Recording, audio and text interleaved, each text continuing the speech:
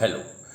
प्राचीन भारतीय इतिहास के जो स्रोत हैं, जो ग्रंथ है, उस सीरीज में ये नेक्स्ट वीडियो है। याज्ञवल्क्य की स्मृति पर है ये। और याज्ञवल्क्य की स्मृति का समय 100 AD से लेकर 300 AD यानी कि 100 ईस्वी से लेकर 300 ईस्वी के बीच माना गया है। याज्ञवल्क्य की स्मृति जो है मनुस्मृति के बाद लिखी गई। और जैसे हम जानते हैं, इससे पहले जो वीडियो बनाया है उसमें मनुस्मृति का हमने जिक्र किया है। मनुस्मृति भारत की प्राचीनतम स्मृति है और ये धर्मशास्त्र का हिस्सा है। पहले वीडियो में भी हमने इस चीज़ का मेंशन किया है कि धर्मशास्त्र को हम चार भागों धर्मशास्त्र के 4 अंग हैं: धर्मसूत्र, स्मृति, टीका और निबंध। याज्ञवल्क्य की स्मृति मनुस्मृति के पश्चात अस्तित्व में आई और ये इसके प्रमुख भाष्यकार हैं, ये टीकाकार कह सकते हैं, हिंदी में कमेंटेटर्स हैं, जिन्होंने याज्ञवल्क्य की स्मृति, बेसिकली ये लीगल राइटिंग्स हैं जो है, यानी कि विधायी या वैधानिक कह सकते हैं लेख हैं। और बाद में जो है इन पर क्या कहते हैं टीकाएँ लिखी भाष्यकारों ने।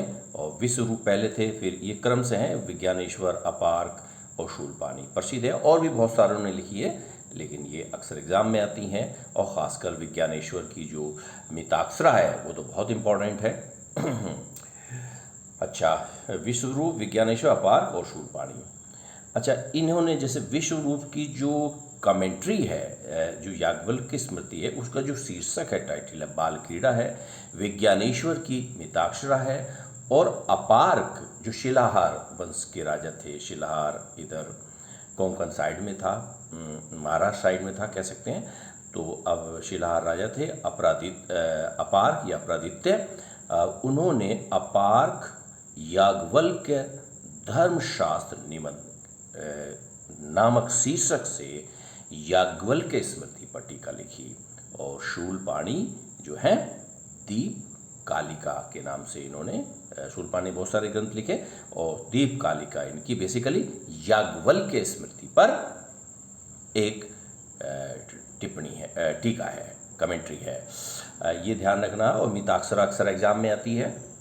मिताक्षरा और कौन सा शिलाहार राजा था? अपार्क, ये भी आता है एग्जाम में।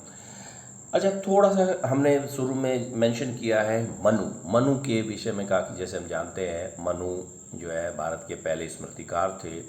और इससे पहले वीडियो में हमने कहा कि उन्होंने जो अपनी स्मृति लिखी 200 BC से लेकर ईसा की दूसरी शताब्दी पूर्व से लेकर ईसा पूर्व दूसरी शताब्दी से लेकर ईस्वी की दूसरी शताब्दी यानी कि 200 AD के बीच कहीं ना कहीं वो लिखी गई है। जैसे हमने कहा, जर्मन स्कॉलर ब्यूलर का ये व्यू था।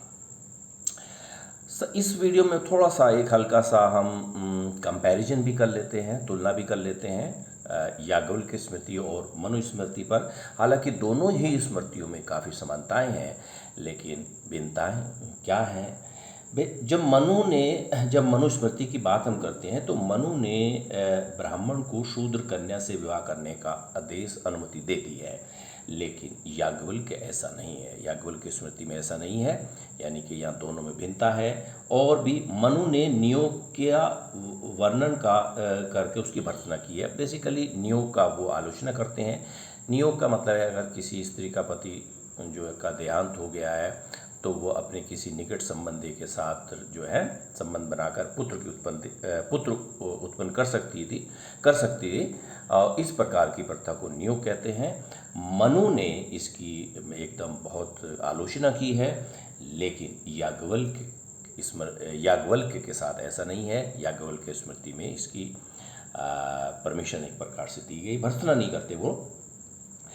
अच्छा, दूसरी बात यह है कि मनु जो कहते हैं कि अगर कोई पुरुष है और उसका देहांत हो जाता है और उसकी जो विधवा पत्नी है उसके पास यानी कि पुत्र भी नहीं, यानी कि पुत्रहीन पुरुष के देहांत होने के पश्चात जो स्त्री है उसको संपत्ति में, परिवार की संपत्ति दाय भाग में क्या मिलना चाहिए कि या नहीं मिलना चाहिए, इस पर मनु मौन है।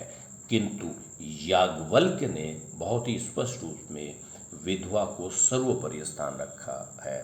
ध्यान रखना, ये स्त्री धन की वकालत करने वाला यूपीएससी ने इसको क्वेश्चन पूछा था कि किस स्मृतिकार ने इस महिलाओं के प्रति, स्त्री धन के प्रति उदार दृष्टिकोण अपनाया है। याज्ञवल्क्य के प्रति लगेगा इसका। मैं इसको रिपीट करता हूँ। पुत्रहीन पुरुष की विधवा पत्नी के दाएं भाग पर, यानी कि संपत्ति, उसकी मृत्यु के पश्चात संपत्ति में उसको हिस्सा मिलना चाहिए या नहीं मिलना चाहिए, मनु इसमें मौन है। किंतु याज्ञवल्क्य ने अपनी स्मृति में विधवा को सर्वोपरि स्थान दिया है।